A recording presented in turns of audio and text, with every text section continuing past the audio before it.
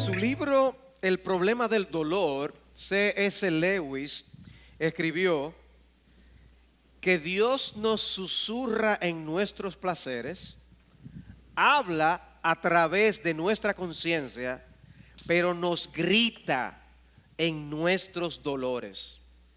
Nos grita en nuestros dolores. Y él dice, es su megáfono para despertar a un mundo sordo.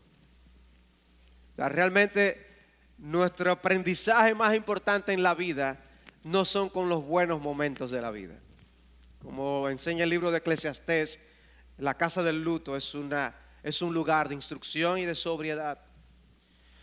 Y me llamó la atención leer que uno de los sobrevivientes del atentado en Orlando decidió regresar a la iglesia y dejar atrás su estilo de vida después de la experiencia que él vivió.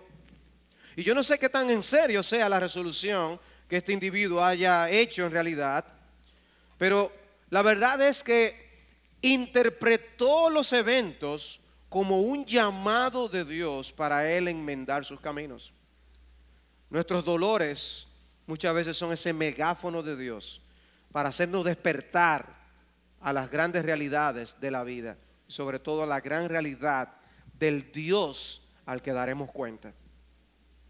El libro de Joel contiene un mensaje por ese orden.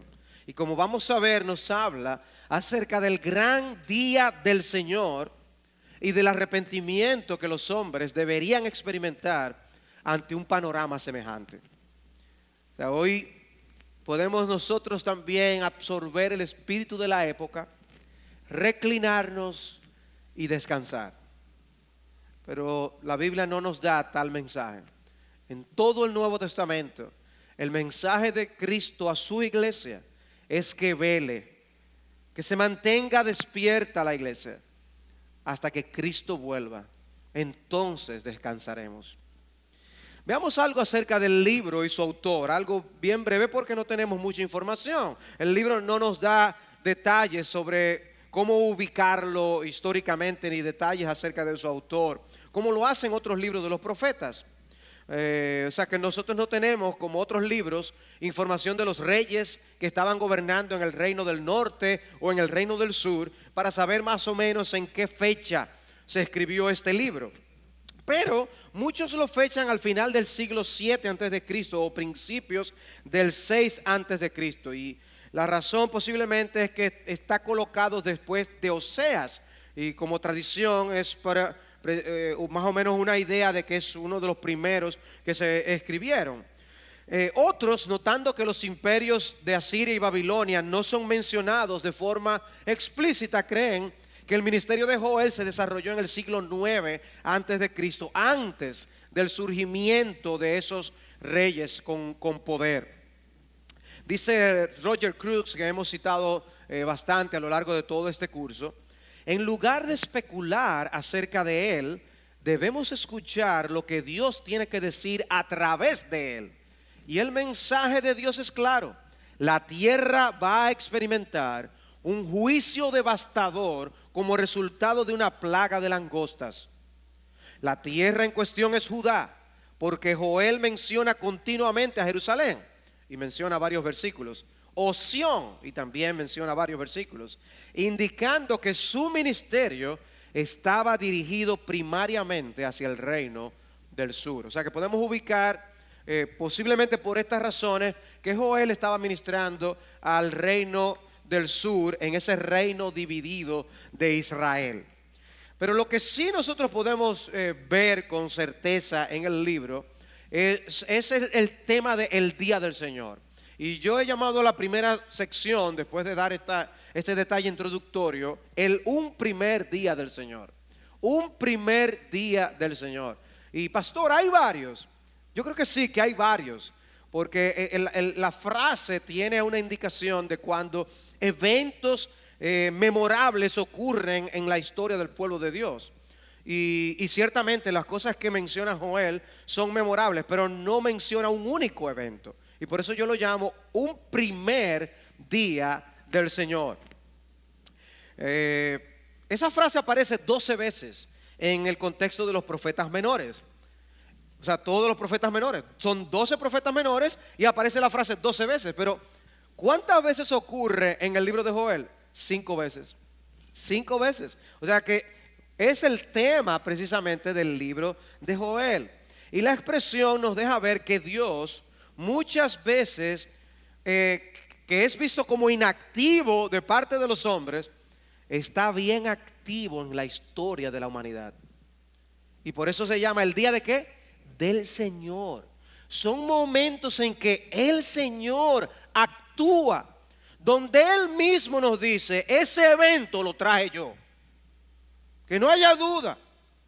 Y luego veremos cómo eso hace referencia al último y gran día final del Señor, que también vendrá por su mano poderosa. Y hermanos, si hay un grupo que tiene que estar claro y apercibido de que Dios actúa de esa manera y de que es un día terrible del que debemos advertir a las personas, es la iglesia. Nosotros no podemos dormir el sueño del mundo. No podemos darnos el lujo de olvidar las advertencias de Dios, sino que estamos llamados a proclamar este mensaje para advertir a los hombres del juicio venidero. Dice Joel 1:15, ay de ese día, porque está cerca el día del Señor y vendrá como destrucción del Todopoderoso. Pero noten cómo lo coloca. ¡Ay! No es un día, ¡ay! Que llegue. No, eso no es la idea.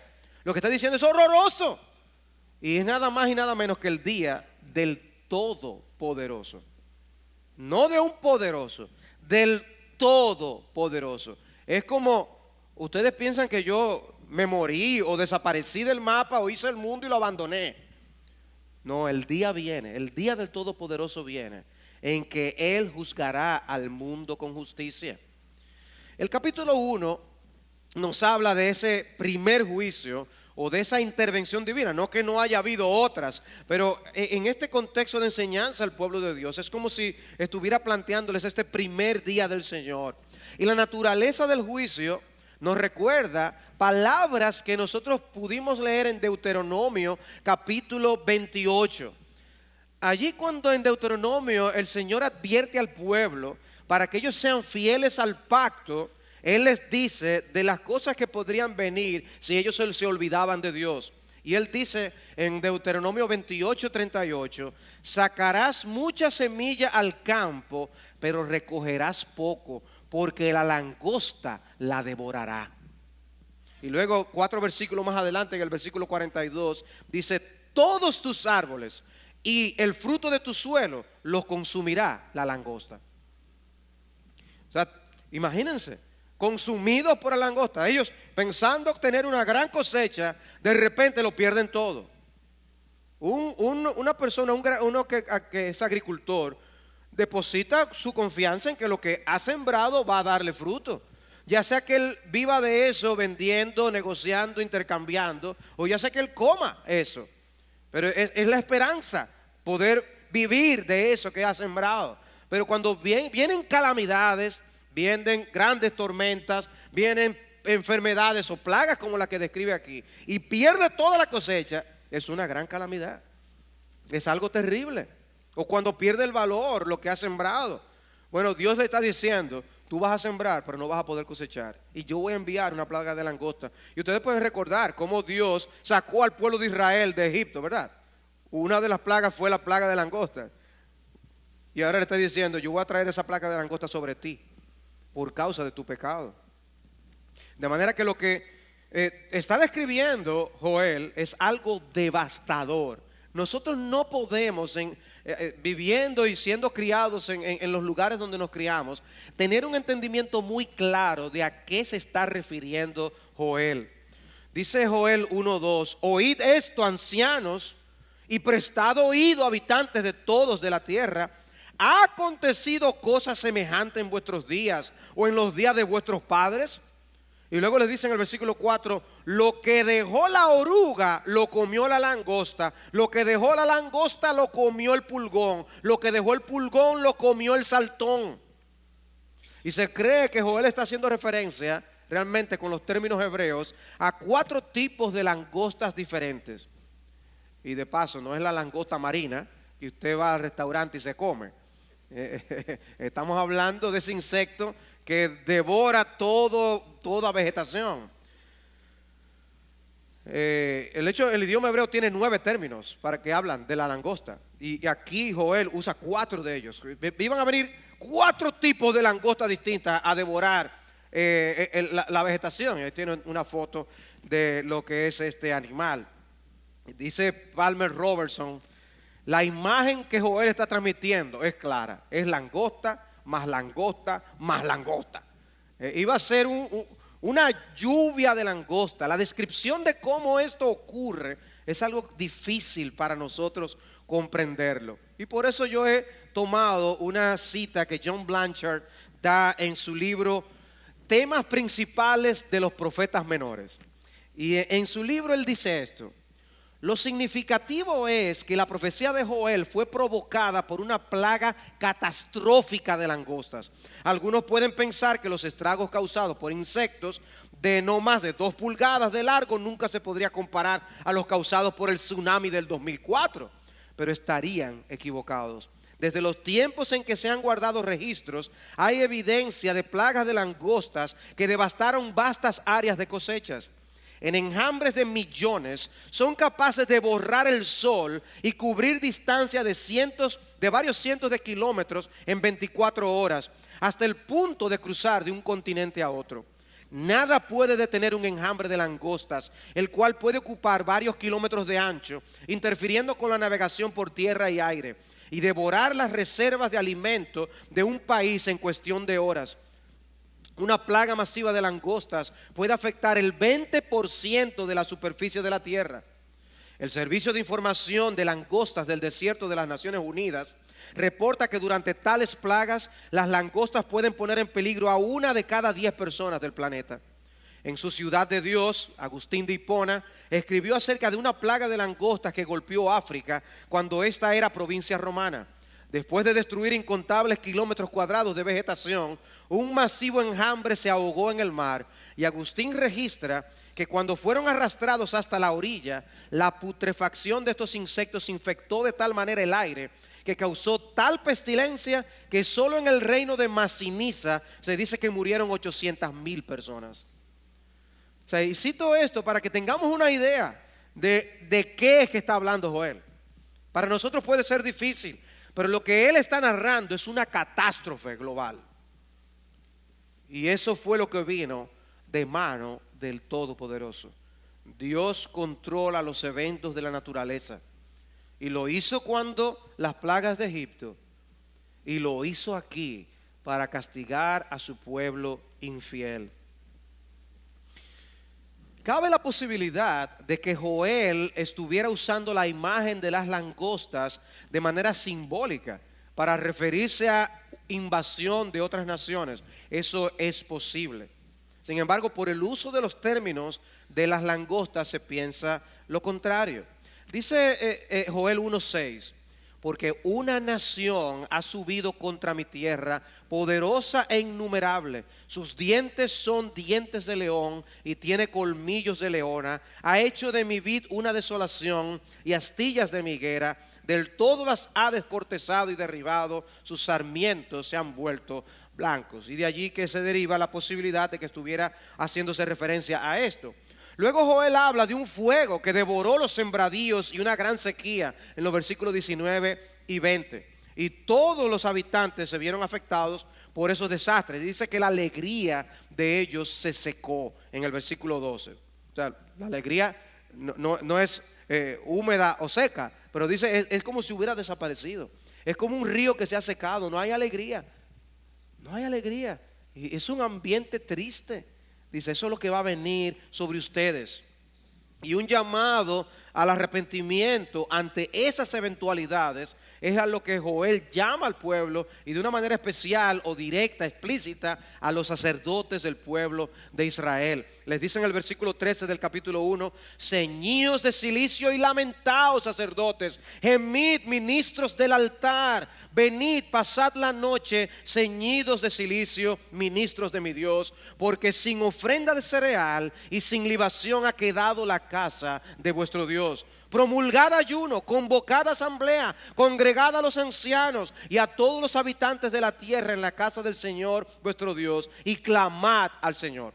O sea, viene este evento, viene esta plaga, esta catástrofe, y Dios la usa para llamar al pueblo al arrepentimiento. Es bueno que el hombre sopese las cosas, reflexione en su vida cuando vienen situaciones calamitosas. No es que nuestros pecados son que necesariamente traen dificultades. Lo vemos por el caso del libro de Job, que no es así. Lo vemos con la enseñanza de Romanos capítulo 12, cuando Dios realmente nos disciplina, nos instruye, nos da crecimiento espiritual para nuestro bien. Pero no necesariamente porque hay un pecado oculto del que nosotros tenemos que confesar.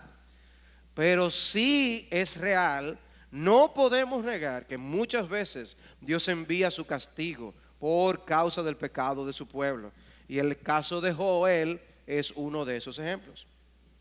Pero vemos aquí entonces cómo este día del Señor llega al pueblo por causa de la infidelidad del pueblo.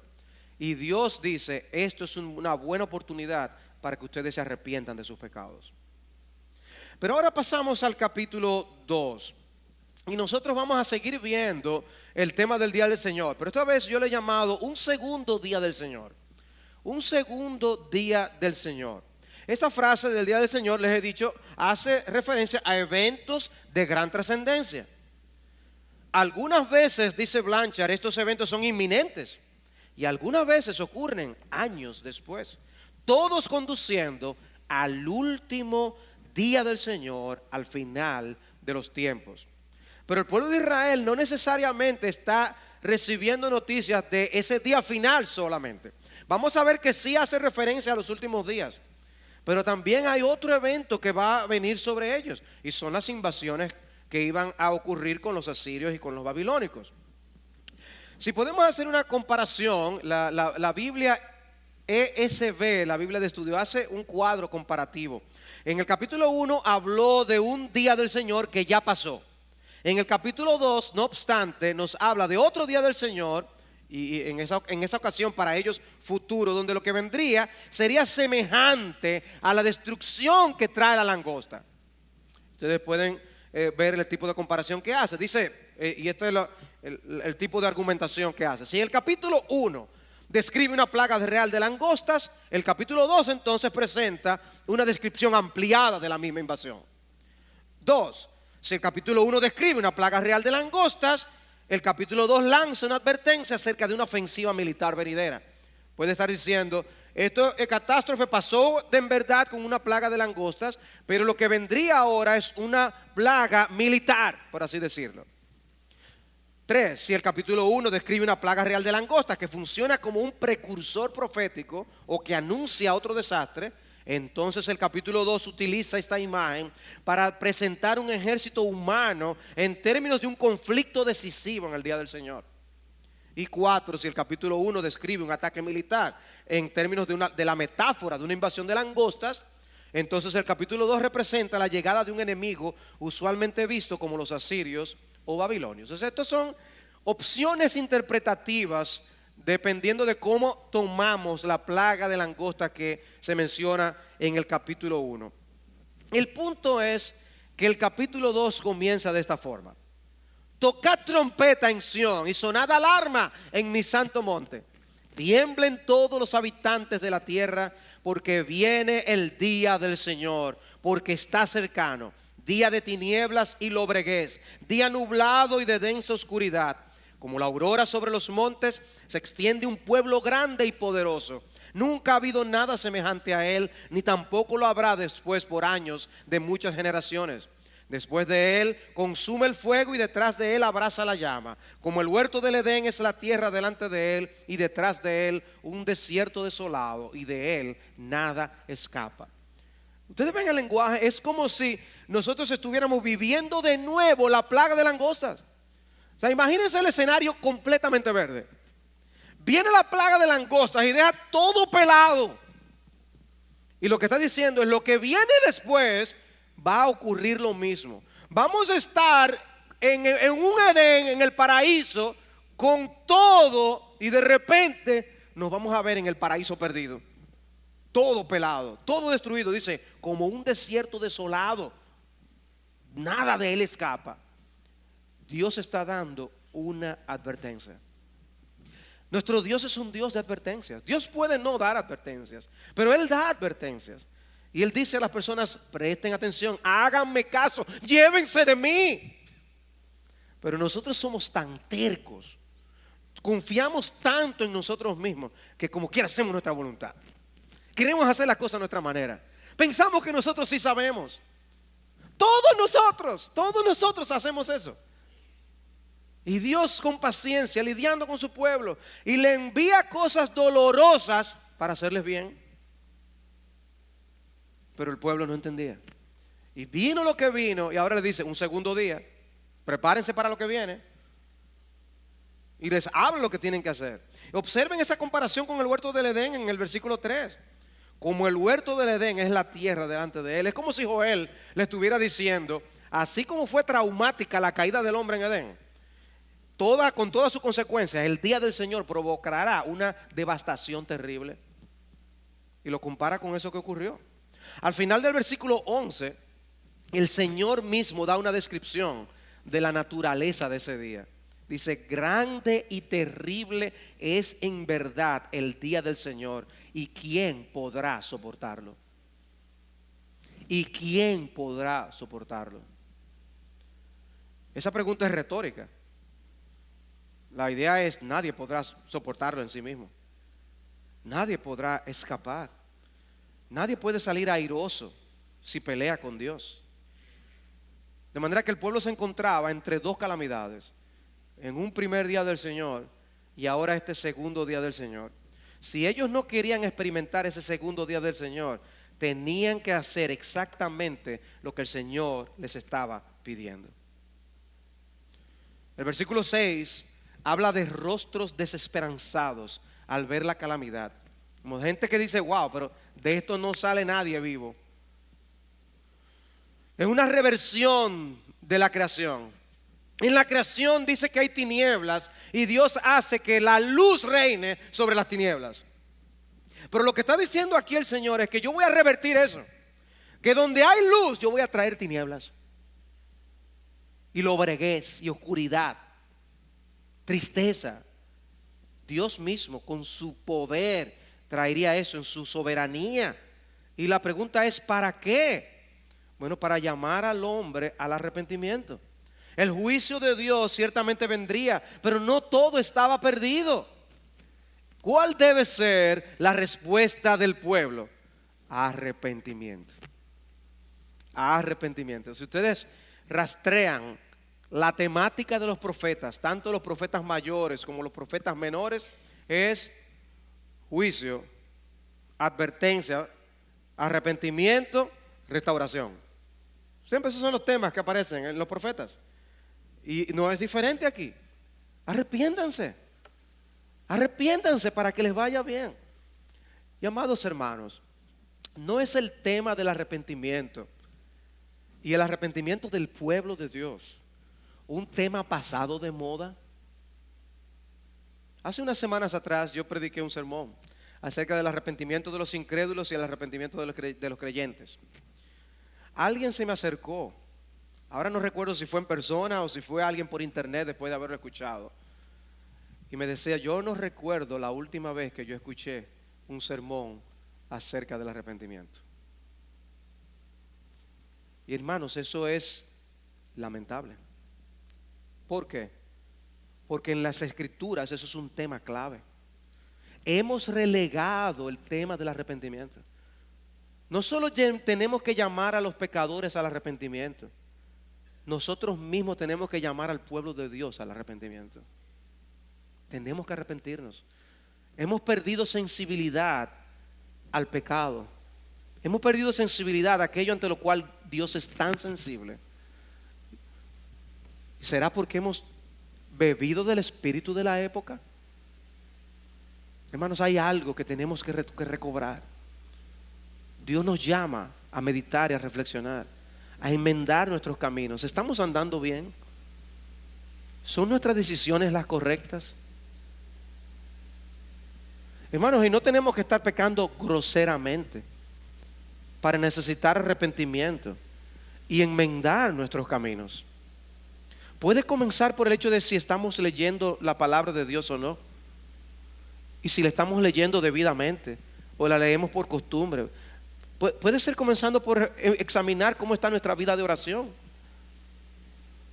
Puede ser tan sencillo como si nos encontramos en la casa de Dios cuando debemos estarlo o no. Puede ser tan sencillo como qué lugar ocupa el Señor en nuestras vidas familiares, o si el Señor es un aditamento más. ¿Ven a lo que me refiero? El patrón y el estándar no lo pone el mundo. El estándar de nuestra vida lo ha colocado Dios, y tenemos que creerle a Él. El mundo podrá decir lo que quiera acerca de lo que está bien o lo que está mal, pero nosotros sabemos lo que Dios nos ha dicho en su palabra. Y a veces jugamos con ¿qué tanto quiere Dios de nosotros? ¿Tú sabes cuánto quiere Dios de ti? Todo tu corazón. Dios no quiere la mitad de tu corazón. Y hermanos, yo digo, a veces hablarle a los que están aquí, uno dice, pero nosotros estamos aquí. Dice, ¿cuántos hermanos no están aquí? Que pudieran estar aquí aprendiendo de la palabra de Dios y no están. Sí, pero nosotros estamos aquí. Sí, pero mi punto es entender lo que está pasando.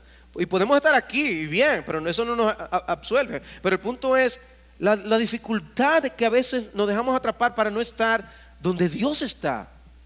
Y no deberían nuestros cultos de oración estar más concurridos si entendiéramos cuánto necesitamos la oración. Pues mi punto ¿es el arrepentimiento algo importante para nosotros? Dice Roger Cruz una vez más: el juicio de Dios no tiene la intención de dejarnos paralizados por el temor, sino que tiene el propósito de conducirnos al arrepentimiento. O sea, viene el juicio. ¡Ah! No es que te quedes sin hacer nada, es que te arrepientas. Es que te arrepientas, eso es lo que está diciendo. Y dice Joel 2:12: aún ahora declara el Señor, volved a mí de todo corazón, con ayuno, llanto y lamento. Rasgad vuestro corazón y no vuestros vestidos. Volved ahora al Señor vuestro Dios, porque Él es compasivo y clemente, lento para la ira, abundante en misericordia, y se arrepiente de infligir el mal. El llamado al arrepentimiento que nos hace Joel nos hace entrever una realidad sobre el arrepentimiento, y es que puede ser falsificado.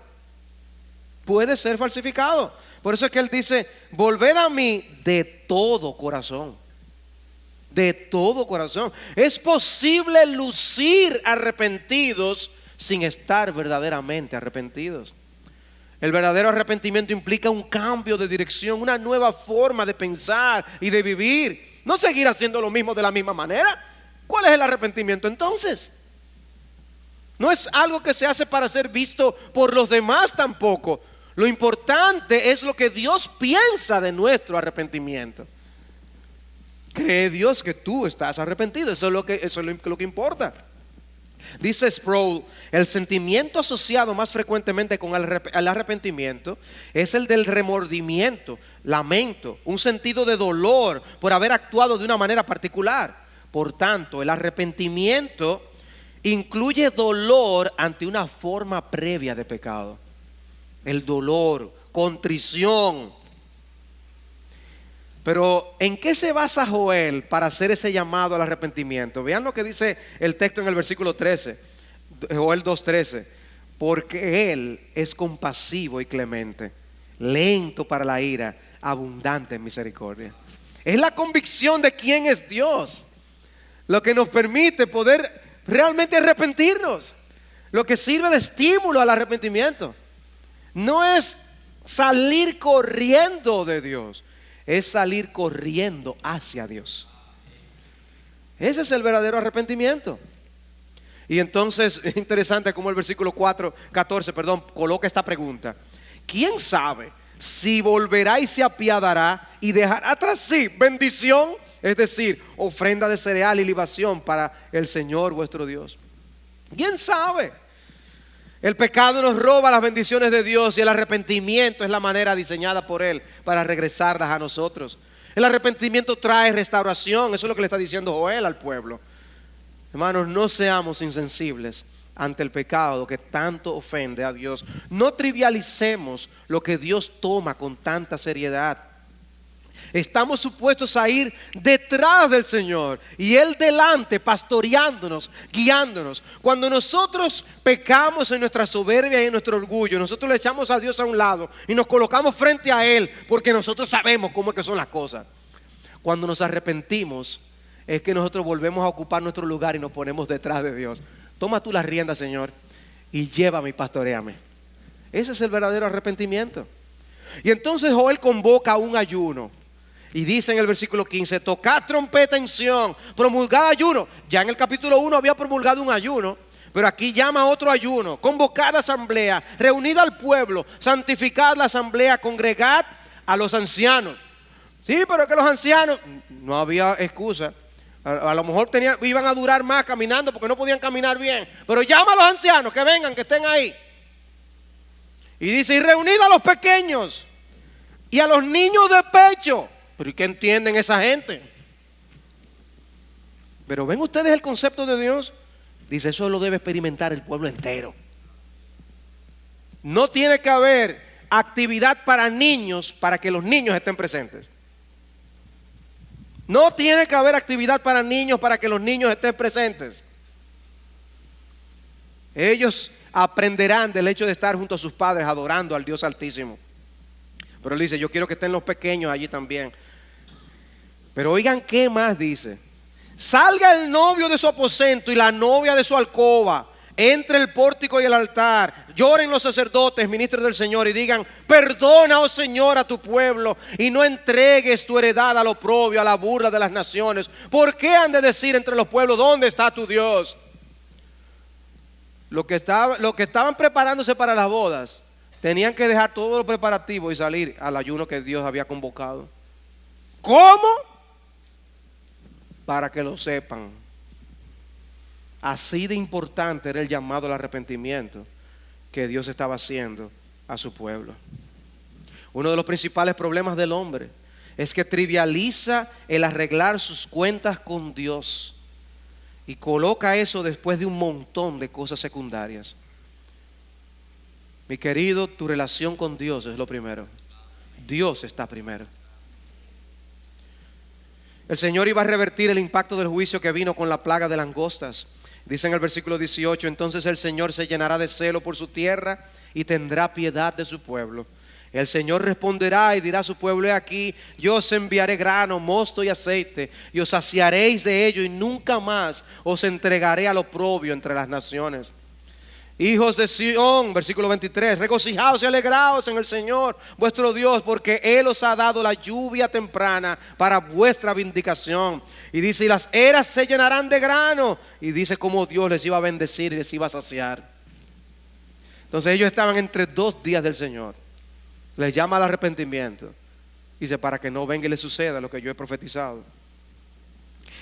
Pero esto no se queda aquí, no se queda con la historia de Israel, sino que el libro de Joel hace referencias a muchos años más adelante. Hace referencias a la época de Pentecostés y hace referencias al día del juicio final. Una promesa de restauración. Dice en el versículo 28 del capítulo 2: y sucederá que después de esto derramaré mi espíritu sobre toda carne. Y vuestros hijos y vuestras hijas profetizarán, y vuestros ancianos soñarán sueños, vuestros jóvenes verán visiones, y aún sobre los siervos y las siervas derramaré mi espíritu en esos días. ¿Cuándo se cumplió eso? En Pentecostés. Y haré prodigios en el cielo y en la tierra, sangre, fuego y columnas de humo. El sol se convertirá en tinieblas y la luna en sangre, antes que venga el día del Señor grande y terrible. ¿Cuándo será eso? Cristo mismo dice que eso ocurrirá cuando Él vuelva por segunda vez. De manera que vemos en una misma profecía eventos que iban a acontecer, o lo que dice Joel, eventos que habían acontecido, la plaga de langostas, eventos que iban a acontecer, la invasión de las naciones y el cautiverio, y eventos que iban a acontecer en la venida del Espíritu Santo, y luego eventos que iban a acontecer con el regreso en gloria de nuestro Señor Jesucristo, en una misma profecía. Y dice luego el 32, y sucederá que todo aquel que invoque el nombre del Señor será salvo, porque en el monte Sión y en Jerusalén habrá salvación, como lo ha dicho el Señor, y entre los sobrevivientes estarán los que el Señor llame. Lo interesante, amados hermanos, es estas frases: derramaré mi espíritu sobre toda carne. El problema no era simplemente un problema de alimentación por las langostas que habían llegado o la desolación que estas naciones habían provocado. El problema realmente era espiritual. Solución: enviaré mi espíritu. Dios resolvería el problema enviando su espíritu. Y cuando su espíritu entre a cada uno de ellos, ellos iban a vivir para la gloria de Dios. Y esa profecía está no solamente en Joel, eso lo profetiza también Jeremías, lo profetiza Ezequiel y otros más, que el espíritu vendría. Pero lo grande es lo que dice, eso que dice el versículo 32. Y sucederá que todo aquel que invoca el nombre del Señor será salvo. Joel no es el único que cita ese texto. Adivinen quién lo cita después de Pentecostés. El apóstol Pedro. El apóstol Pedro en el capítulo 2 dice: esto fue lo dicho por medio del profeta, versículo 17. Y sucederá en los últimos días, dice Dios, que derramaré mi espíritu sobre toda carne, y vuestros hijos, lo que se cumplió con Pentecostés, la venida del espíritu. Y luego dice, versículo 21, y sucederá que todo aquel que invocar el nombre del Señor será salvo. El Cristo que ahora ellos estaban predicando. Varones israelitas, escuchad estas palabras: Jesús el Nazareno, varón confirmado por Dios entre vosotros con milagros, etcétera. A este, entregado por el plan determinado y el previo conocimiento de Dios, clavasteis en una cruz por manos de impíos y le matasteis, a quien Dios resucitó, poniendo fin a la agonía de la muerte, puesto que no era posible que él quedara bajo el dominio de ella. Y ahora los está llamando a ellos a creer y a confesar a Jesús. Joel estaba hablando ¿de quién? De Jesús. Cuando él dice que todo aquel que invoque el nombre del Señor será salvo, Pedro dice, estaba hablando del Jesús que ustedes crucificaron. ¡Wow! Jesús en el libro de Joel. Jesús en el libro de Joel, pero también lo cita el apóstol Pablo. En el capítulo 10 de Romanos, Pablo pregunta, ¿y qué dice? Cerca de ti está la palabra en tu boca y en tu corazón, la palabra de fe que predicamos. ¿Qué predicamos? Que si confiesas con tu boca a Jesús por Señor y crees en tu corazón que Dios le resucitó de entre los muertos, serás salvo. Porque con el corazón se cree para justicia y con la boca se confiesa para salvación. Pues la Escritura dice, todo el que cree en Él no será avergonzado, porque no hay distinción entre judío y griego. Y luego dice, citando a Joel, porque todo aquel que invoque el nombre del Señor será salvo. Y es en ese contexto que dice, ¿cómo pues invocarán a aquel en quien no han creído? ¿Y cómo creerán en aquel de quien no han oído? ¿De qué estaba hablando Joel? De Jesús. Y de esa etapa de predicación del Evangelio, donde Jesús sería el gran tema de la predicación. ¿En quién tendría que creer el pueblo de Israel? En el Mesías venidero. ¿Y en quién tenemos que creer nosotros en esta época? En Jesús, el Mesías, que ya vino y que vendrá. La salvación que Dios ha contemplado para el hombre desde el principio, la única dispuesta para el hombre, es la que se encuentra solo en Jesucristo. Y esas citas de Joel nos confirman el lugar que ocupa Jesús en este profeta menor. Y nos confirman que la misión de la iglesia es proclamar a ese Jesús y esa salvación.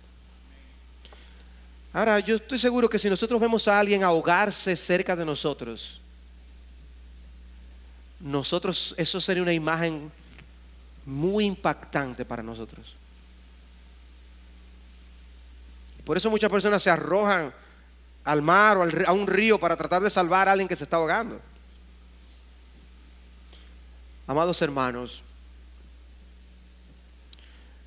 la advertencia que Jesús nos hace en su palabra del juicio venidero debería causar suficiente impacto en todos nosotros como para advertir a los hombres del próximo día del Señor,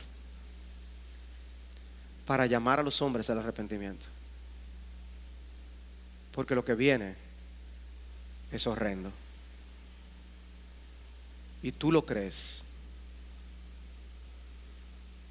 La pregunta es si somos lo suficientemente compasivos para advertir a los que están a nuestro alrededor. Sí, a veces podemos necesitar un tratado que nos introduzca un Nuevo Testamento aquí. ¿Cuándo fue la última vez que tú regalaste una Biblia, un Nuevo Testamento? ¿Cuándo fue la última vez que tú distribuiste tratados evangelísticos? ¿O estableciste una conversación con una persona o invitaste a alguien? ¿O empezaste a hacer un gesto de acercamiento para poder en su momento predicar a alguien? Sí, quizás no vemos a alguien ahogándose, pero no es cierto que una persona que está al borde de la eternidad en cualquier instante pasa a una eternidad sin Jesús, a un tormento eterno.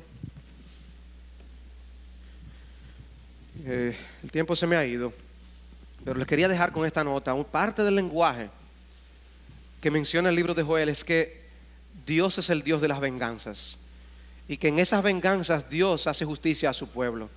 Cuando Dios castiga a las naciones, estaba así mismo salvando a su pueblo. Bueno, Dios no nos llama a nosotros a vengarnos. Dios nos dice: no te vengues a ti mismo. Pero Él sí se describe como el Dios de las venganzas. Él sí dice: mía es la venganza, yo pagaré. Ahora, ¿ustedes pueden imaginarse lo que es Dios tomando venganza? ¿Ustedes pueden imaginarse lo que es Dios no dejando pasar por alto el pecado de los hombres? Hermanos, demos gracias a Dios porque ya nuestros pecados fueron clavados en la cruz del Calvario. Y que ya Dios no va a vengar esos pecados en nosotros. Pero hay muchos otros a nuestro alrededor de los que Dios sí se vengará. Y es algo terrible que debe ponernos a pensar. El Señor nos ayude. Porque dice Tesalónica, 1 Tesalónica 5: vosotros mismos sabéis perfectamente que el día del Señor vendrá así como un ladrón en la noche. Que cuando estén diciendo paz y seguridad, entonces la destrucción vendrá sobre ellos repentinamente, como dolores de parto a una mujer que está encinta, y no escaparán. Esta es la hora de la advertencia. Esta es la hora de decir a los hombres: viene el día del Señor. Hoy podemos creer que este es nuestro día, pero viene el día del Señor, cuando Él juzgará a cada quien conforme a su justicia. Y el libro de Joel es un ejemplo, una advertencia a todos nosotros de esa realidad. Israel lo vivió, Judá lo vivió, y los pecadores sin Cristo lo vivirán si no se refugian en Jesús con todo su corazón. Señor, traiga sobriedad a nuestros corazones y nuevas determinaciones para servirle a Él.